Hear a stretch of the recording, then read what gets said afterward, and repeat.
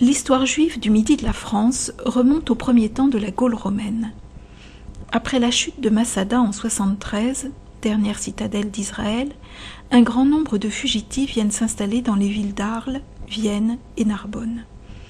À la fin du Ve siècle, le baptême de Clovis convertit la jeune monarchie française au christianisme. Les dynasties royales se succèdent et étendent petit à petit leur domaine.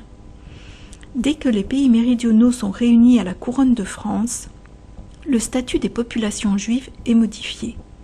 Ils sont bannis et expulsés purement et simplement du royaume par les rois Philippe le Bel et Charles VI. Les papes, installés à Avignon au Moyen-Âge, accueillent alors sur leurs terres les communautés juives chassées du Languedoc et de la Provence, leur offrant ainsi liberté de culte et de résidence. Une liberté toute relative.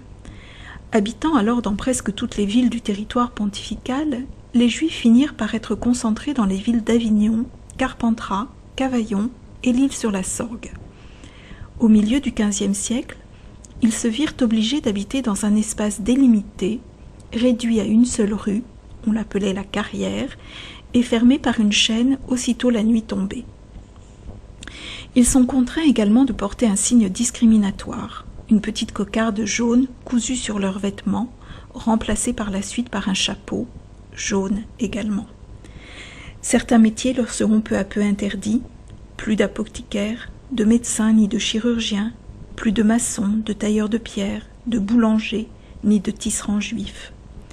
Il faudra attendre l'évolution des idées et la Révolution française pour qu'en 1790, l'Assemblée constituante reconnaisse les Juifs établis en France comme citoyens à part entière.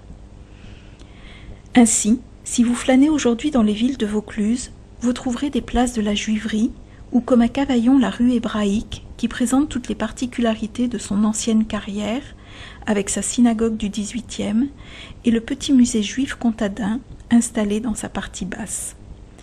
À Carpentras, si la place de la Juiverie fut presque entièrement détruite, la synagogue a conservé des éléments originaux du XIVe siècle. C'est la plus ancienne synagogue de France, toujours lieu de culte. À Avignon, les modifications urbaines du XIXe n'ont laissé que peu de vestiges des anciennes carrières. Sur la place de Jérusalem et dans la rue Jacob subsistent quelques maisons très élevées ainsi que la nouvelle synagogue du XIXe qui remplace celle du Moyen Âge, détruite par un incendie.